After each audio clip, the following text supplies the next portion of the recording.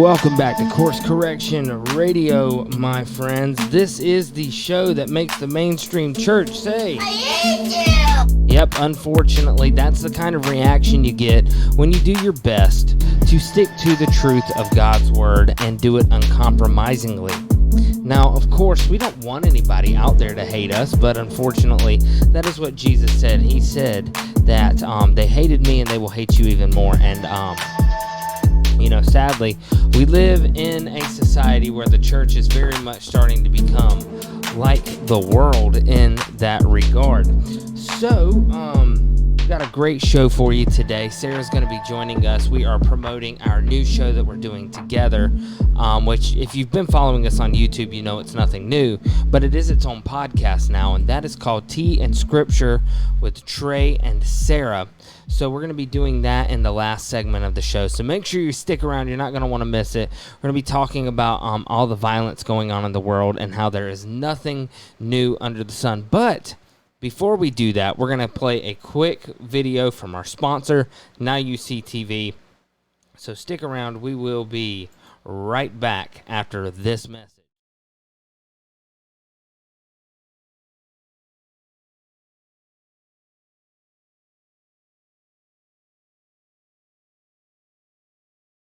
If this is true, then our country is in a lot of trouble.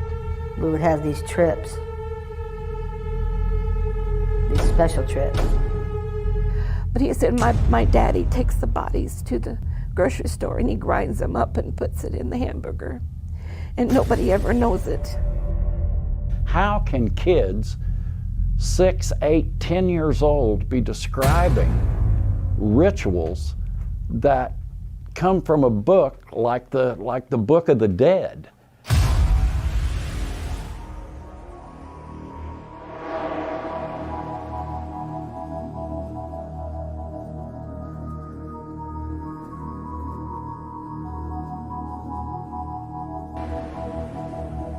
It's hard to get your mind around people being capable of this kind of evil. All right, guys, as you can see, promo code is above. If you use the promo code, all caps, CCR, you get your first month free. Get access to this documentary, Dark Covenant, Secret of Secrets. You'll get access to another Dark Covenant, Vampires, Lies of the Immortal, What If the Earth is Flat. You'll get, which is a great documentary. If you have not seen What If the Earth is Flat, I don't care what side of the aisle you are on with that, it is a must watch because it is handled from a completely unbiased perspective. You'll get full access to the Book of Enoch video commentary series, as well as their banned from YouTube list, both for the Midnight Ride, Pounders Live, and the Too Hot for YouTube section, which includes documentaries like Plandemic, and you'll get some Breaking Babylon stuff there as well. So guys, please take advantage of this offer while it lasts. You have absolutely nothing to lose and everything to gain. So we're going to be looking at some news, unfortunately, some pretty dark subjects. We're going to be looking at a lot of violence,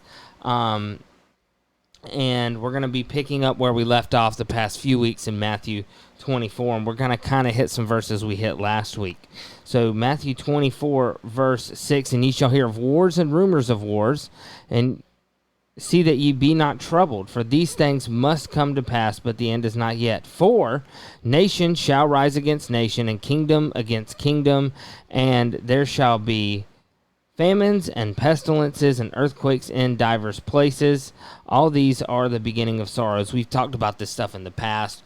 You know, there's rumors of wars between China getting ready to invade Taiwan, things like that. There are actual wars still going on. We've just had a monstrous, absolutely abominable pullout in Afghanistan. But the part I want to focus on is this right here. And because iniquity shall abound, the love of many that will wax cold. But he that shall endure to the end, the same shall be saved. Now, what are we talking about there?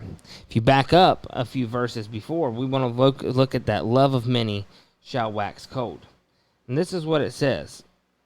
Then shall many be offended, and shall betray one another, and shall hate one another, and many false prophets shall rise and shall deceive many. Next week, we're going to pick up with the false prophets. But we're going to try to keep room with our show for Sarah, so we're going to split this kind of up into 2 parts. And because iniquity shall abound, the love of many shall wax cold. But he who endures to the end, the same shall be saved. So let's get right into this week's weekend news bulletin.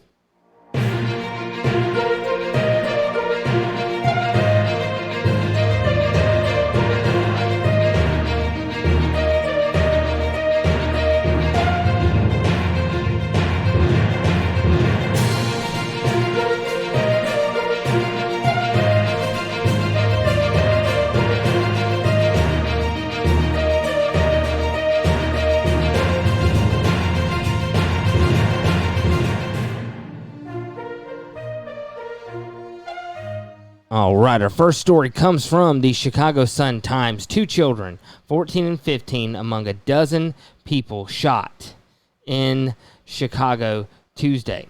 Now, this is from October 13th, and we actually had a newer article in the first attempt. But regardless, this is what it was. 12 people. 12, goodness gracious. 12 people were shot in Chicago Tuesday, including a 14-year-old girl outside a Bronzeville High School, and a 15-year-old boy wounded in a drive-by in Gage Park. The girl and a security guard were seriously wounded when a gunman standing outside Wendell Phelps Academy High School in the 3800 block of South Giles started shooting as the guard was opening a door to let students around 3:15 p.m. The girl was shot 3 times in the abdomen and taken to Comer Children's Hospital in critical condition. The man shot at least 6 times was taken to the University of Chicago Medical Center in fair condition. Gage Park, the 15-year-old boy, was riding a bicycle in the 5300 block of South Albany Avenue when someone in a dark-colored sedan fired shots about 11:10 p.m., Chicago police said. He was struck in the chest and left arm and was taken to Stroger Hospital in critical condition. Hours earlier, a man was shot and critically wounded in a drive-by in Marquette Park on the south side. The 50-year-old was getting in his car in the 7200 block of South Troy Street when he was shot in the chest and torso at about 8:40 p.m.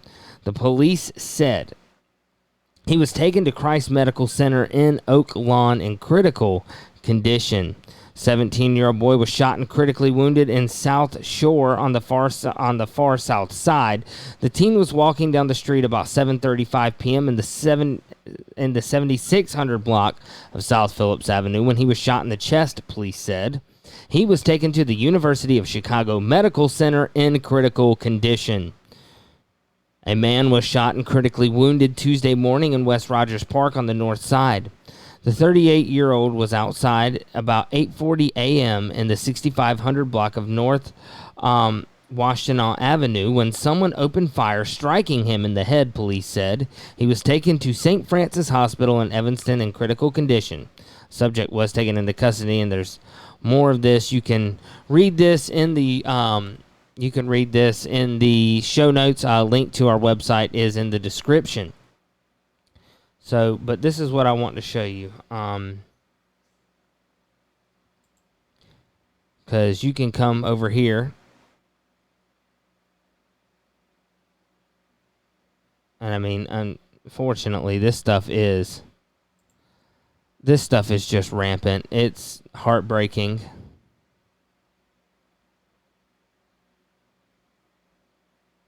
Look at this. 791 victims were killed in Chicago in the past 12 months.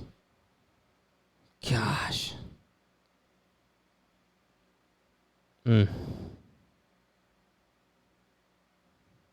See, guys, this is what happens when we let lawless people run these cities. Lawless, godless people and that have a law unto themselves have no law at all.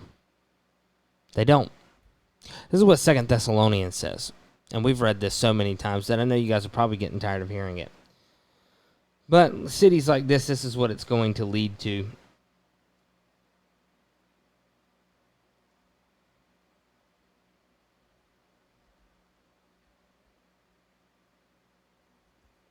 2 Thessalonians chapter 2. Let no man deceive you by any means, for that day, the coming of the Lord, shall not come, except there be a falling away first, and that man of sin be revealed, the son of perdition, who opposeth and exalteth himself above all that is called God, or that is worshipped, so that he as God sitteth in the temple of God, shewing himself that he is God. Remember ye not that when I was yet with you, I told you of these things? And now ye know what withholdeth, that he might be revealed in his time, for the mystery of iniquity doth already work. Only he who letteth will now let, until he is taken out of the way, and then shall that wicked, that is the word anomia, lawless one, be revealed, who the Lord shall consume with the spirit of his mouth, and shall destroy with the brightness of his coming, even him whose coming is after the working of Satan with all power and signs and lying wonders, and with all deceivableness of unrighteousness of them that perish, because they received not the love of the truth, that they might be saved. And for this God shall send them a strong delusion, that they should believe a lie, that they all might be damned who believed not the truth, but had pleasure in unrighteousness. So, and here's why I wanted to read that. When we went over Matthew 24, it said, many shall be offended. That word there is scandalizo, and it means literally to be offended to the point of walking away from their faith. And it is actually, in its concept, tied to the word for falling away here in 2 Thessalonians, the word apostasia.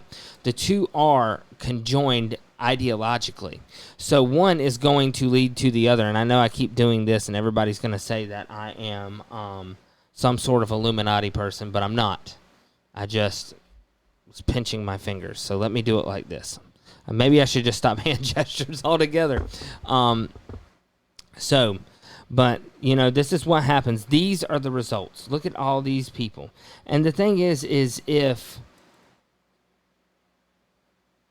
if Christianity hadn't capitulated in whenever it was, if we hadn't started letting things in like Christmas, Easter, things like that, we didn't let Freemasons into the pulpit, things like this wouldn't happen. But Christianity has capitulated on so much that it's completely unrecognizable, and now we live in this type of society. So this is from chicago.cbslocal.com. This is Channel 2 CBS in Chicago. 2 killed, 14 wounded in weekend shootings across Chicago. This is from this weekend. So at least 16 people have been shot across Chicago so far this weekend, and 2 of the victims have died. 5 people were wounded in a mass shooting Friday night in Chatham neighborhood. Police said a group of people was standing outside the 800 block of East 79th Street around 8:45 p.m. when someone shot them and fled the scene. All 5 victims were taken to University of Chicago Medical Center. A male who is unknown was shot in the right arm and was listed in critical condition. A 50-year-old woman was shot in the right arm. A 50-year-old man was shot in the left ankle. A 43-year-old man was shot in the right shoulder. And a female of unknown age was shot in the left thigh. Their conditions have been stabilized. Thank God. Meantime, a 91-year-old cab driver was shot during a carjacking in Roseland early Saturday.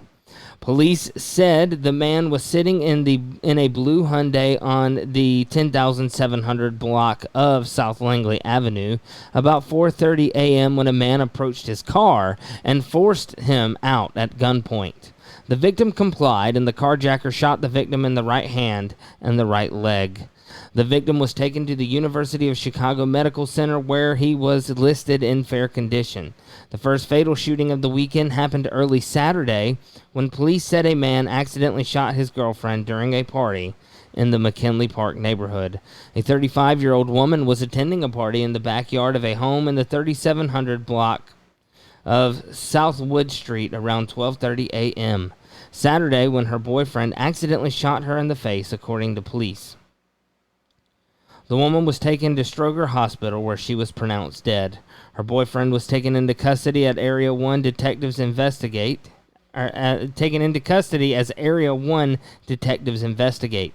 Around 10:40 a.m. Saturday, a 31-year-old man was shot multiple times in the 1200 block of West 73rd Street in Inglewood. Police said the victim was taken to University of Chicago Medical Center where he was pronounced dead. We need to pray for the city of Chicago, plain and simple. We need to pray that ultimately God's will be done, but also pray against the evil that is held there. Remember, we wrestle not against flesh and blood, but against principalities and powers. And if you're not familiar with what that is, you can find, and I will try to leave a link in the description so you can see this video. But on the Dan Badandi show, Dan and I talked about this extensively, what this means, the hierarchy of the fallen powers, because these demonic forces are what have strongholds in these areas, because the people there have not a love for the truth. And so please be in prayer for these areas. We'll switch to the West Coast. San Francisco sees rise in shootings and aggravated assaults. That's from ABC News. San Francisco saw an increase in shootings in the first half of 2021 compared to the same period in 2020, and a slight uptick in aggravated assaults, like those seen in viral videos that have drawn national attention, the city's police chief said Monday. But retail robberies have declined despite brazen thefts caught on video, Police Chief Bill Scott said. Scott said there were 119 shootings in the first half of the year compared to 58 in 2020. The number includes both fatal and non-fatal shootings. Quote, "We're almost double where we were in the last 2 years, and that is a huge concern," Scott said. The increase in shootings in San Francisco follows a trend in many major cities throughout the country. Shootings are up from the same period last year in Chicago, Los Angeles, Minneapolis, Portland, Oregon, Baltimore, Baton Rouge, Louisiana, and Houston. President Joe Biden on Monday met with Democratic leaders to discuss ways of addressing the surge in shooting across the nation. Biden is limited to what he can do at the federal level, but he promised to support efforts on the local level to combat crime. To help address the rise in gun violence in San Francisco, the police department is building relationships with community members and partnering with the California Partnerships for Safe Communities, a coalition of organizations that identify people who are at risk of becoming crime victims or a perpetrator, or who work with families to prevent crime, Scott said. But while some cities are in the national limelight for a spike in shootings, San Francisco has been garnering national attention for brutal attacks on Asian people and brazen daytime robberies at retail stores. Now, this is the part I want you to pay attention to. San Francisco has been garnering national attention for brutal attacks on Asian people. This is why I want you to pay attention to that. So let's head over here. And Bible Hub is a great tool that you can utilize if you want to go deeper into the Word.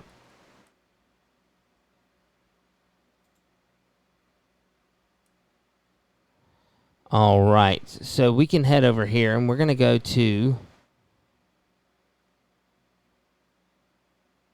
Matthew. Going to come over here. We're going to head to the 24th chapter, and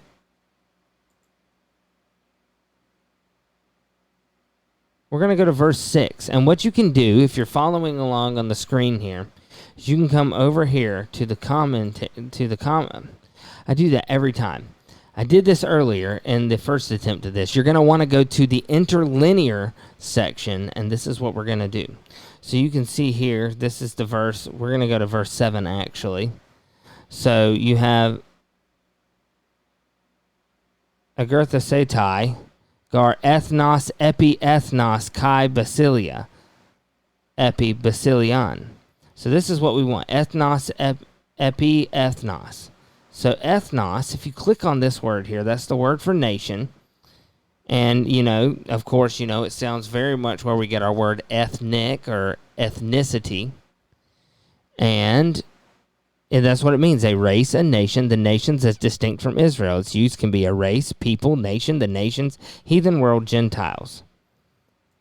But it's literally an ethnic group, is what the word means. And so these are all ways that when you read the Bible, understand that the Bible comes to life around you. We are living in times where constantly prophecy is being fulfilled around us, especially the prophecy that Jesus spoke about in Matthew 22. We saw it last year during the, quote, Summer of Love. So understand that this is a fulfillment of that when you come over here and we look at this. San Francisco has been garnering national attention for brutal attacks on Asian people.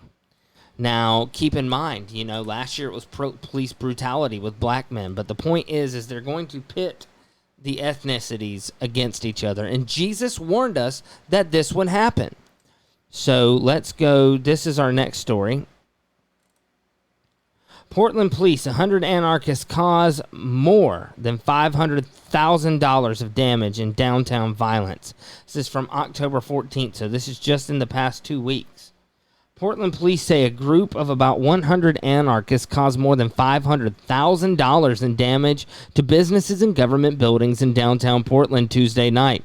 KGW reported the violence broke out at the end of a memorial gathering to mark the 2-year anniversary of the killing of the self-proclaimed anarchist Sean Kelleher.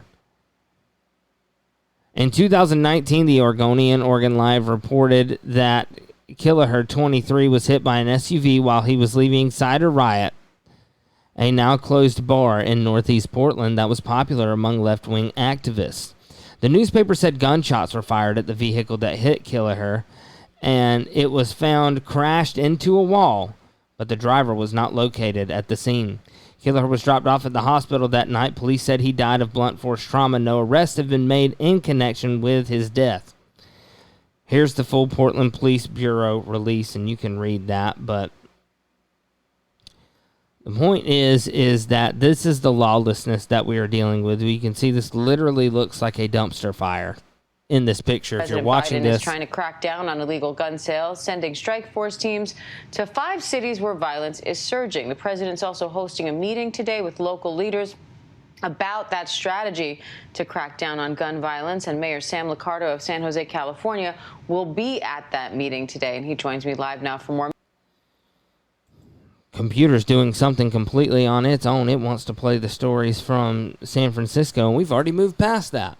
So if you're watching this on the YouTube channel, you can see that this literally looks like a dumpster fire in here, and if you are listening on audio, you can head over to the Course Correction Radio YouTube channel, and you can find this video there. So,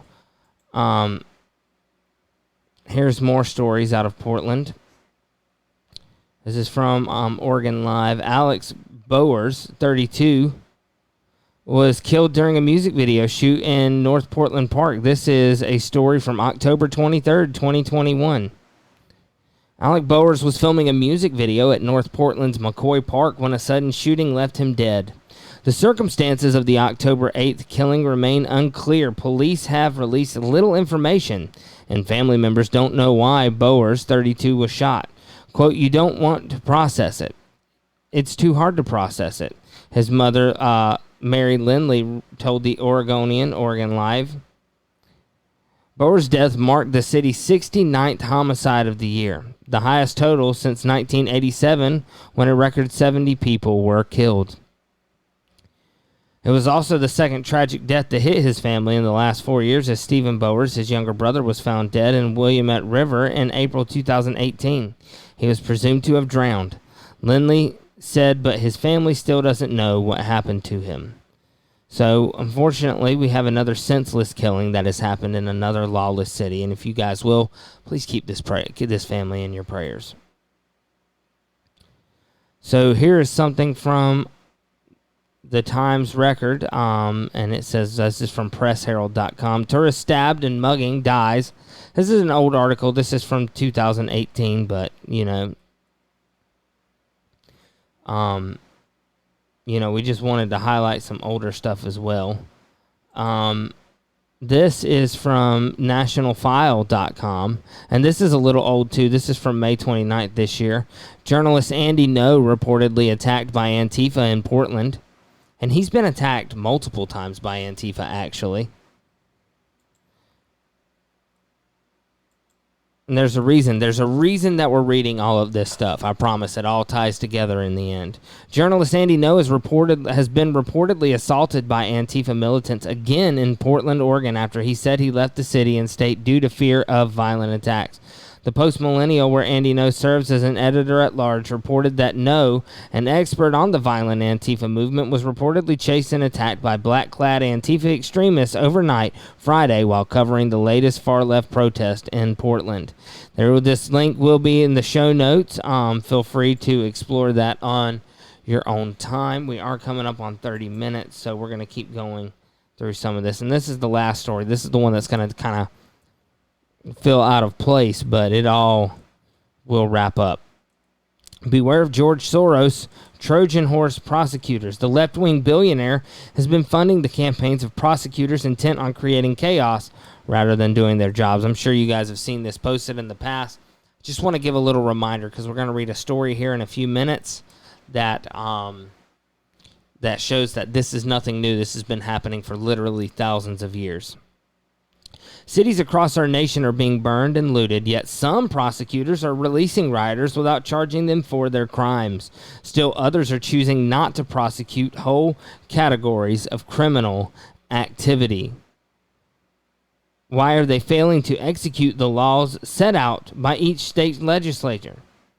The answer is that wealthy radicals led by billionaire George Soros have poured over $100 million into hard-to-trace dark money to fund political activities in races for state and local prosecutors. Their goal? To install far-left prosecutors to undermine the American justice system at every level. This may sound like another conspiracy theory, but the facts are well documented, and it requires a concerted effort by those who believe in criminal justice reform and also prioritize public safety to act before more people are hurt and damaged to the system. You guys can read more about this. The point that I wanted to detail here is that we have cities where there is lawless violence going on, and it happens because of corrupt judges, politicians, things like that. And so what we're going to do is we're going to show some of this. We're going to highlight this from, you guys can see that, this is the book of Jasher. We're going to be in chapter 18, and this is what it said. Now bear with me, this is kind of long, but it needs to be read. So we're going to read verses 11 through 43. And in those days, all the people of Sodom and Gomorrah and of the whole 5 cities were exceedingly wicked and sinful against the Lord. They provoked the Lord with their abominations, and they strengthened in aging abominably and scornfully before the Lord, and their wickedness and crimes were in those days great before the Lord. And they had in their land a very expensive valley, and about half a day's walk, and in it there are fountains of water and a great deal of herbage surrounding the water. So picture you're like an old school oasis kind of thing. And all the people of Sodom and Gomorrah went there 4 times in the year. That would be your 2 solstice and equinox, your vernal equinox, summer solstice, autumnal equinox, winter solstice, which are some of the biggest satanic holidays there are out there. So once again, nothing new, and that's why I talked about, capitulating to things like Halloween and Christmas, because these are those kind of events. Especially Christmas, because that is a solstice holiday, or at least it used to be. It's based off of Saturnalia, which was a solstice event.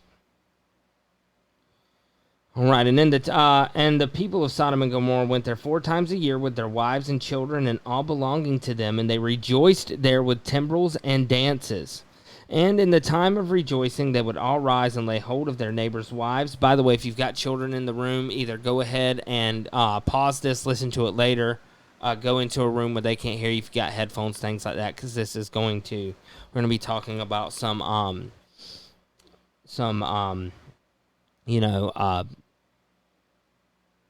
adult stuff, if you will. So they would lay a hold of their neighbors' wives, and some the virgin daughters of their neighbors, and they enjoyed them, and each man saw his wife and daughter in the hands of his neighbor, and did not say a word. And they did so from morning to night, and they afterward returned home, each man to his house, and each woman to her tent, and so they always did 4 times in the year.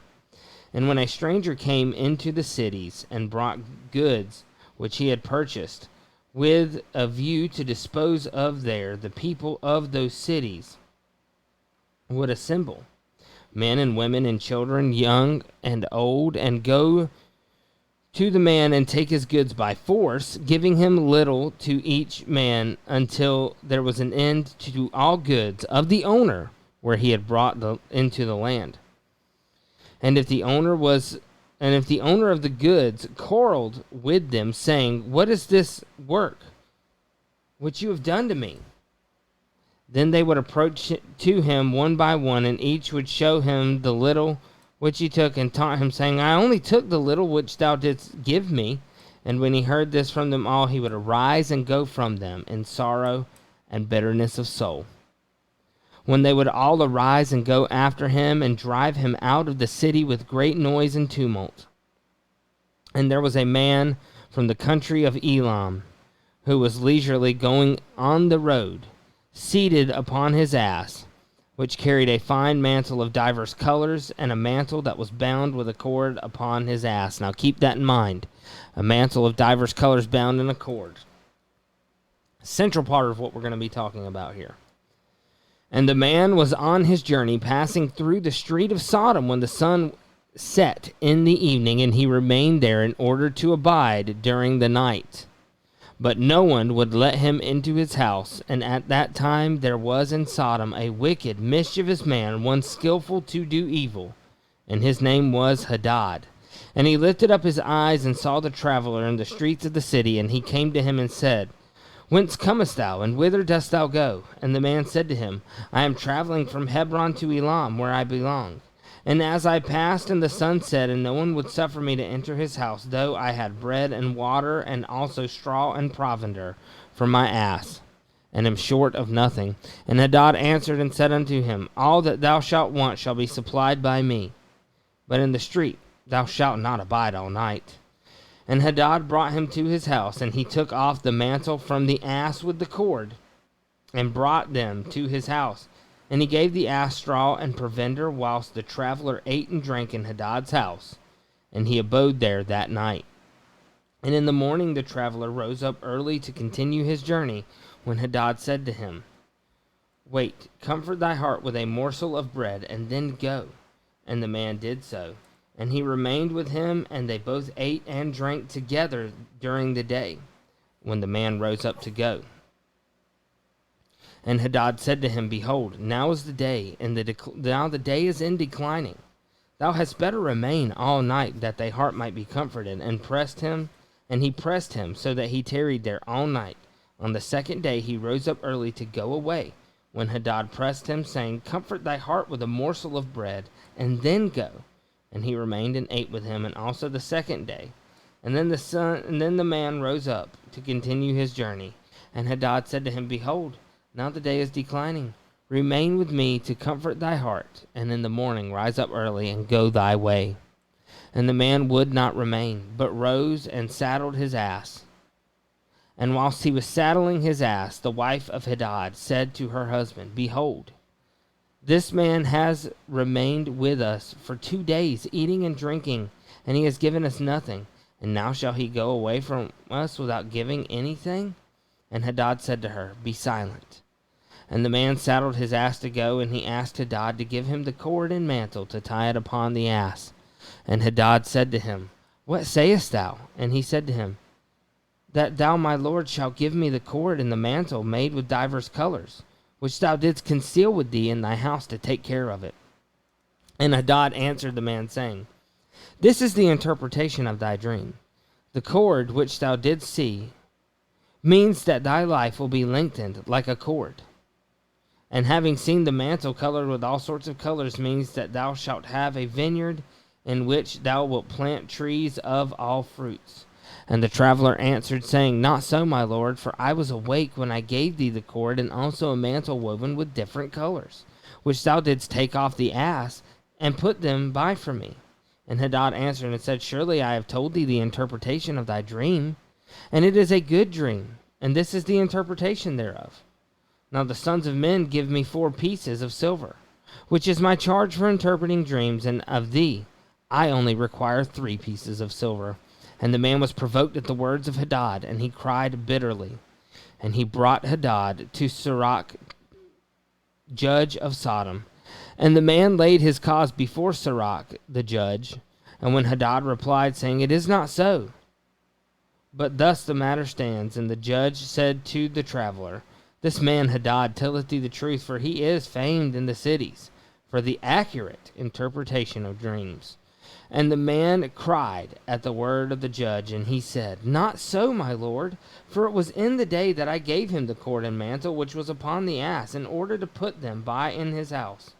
And they both disputed before the judge, the one saying, Thus the matter was, and the other declaring otherwise. And Hadad said to the man, Give me 4 pieces of silver that I charge for my interpretations of dreams.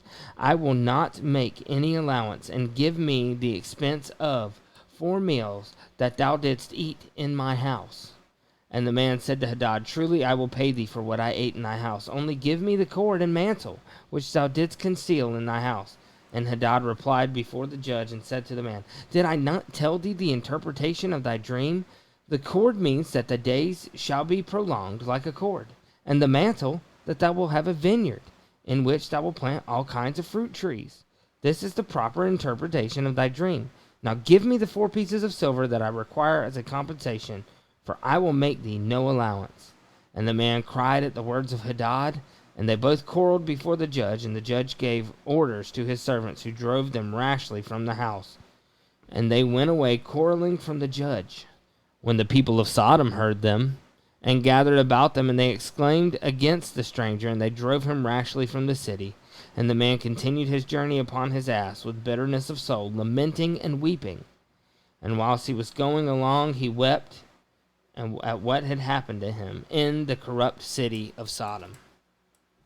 Now, if you're familiar with Genesis 6 and the Genesis 6 conspiracy, you know there was probably much more going on that led to the destruction of Sodom. But notice the lawlessness that was there, the corrupt. You had a man who was a con man, reminded me a lot of a prosperity preacher. But look at the corrupt judge. This was a town of grifters. It would literally mug people, take their stuff, and then con them out of their belongings. I would actually say that based off of that story, some of our cities can be so much worse because they just kill the people. But, Jesus said these things were going to happen. We can look at these things and know that we are dealing with the end times. Love to know what you guys think about it. Please leave a comment down below. Now, we're going to take a quick break. We're coming up on about 40 minutes. And when we come back, we're going to have Sarah with us, and we're going to go over her thing with fasting. Don't go anywhere. We'll be right back on Course Correction Radio.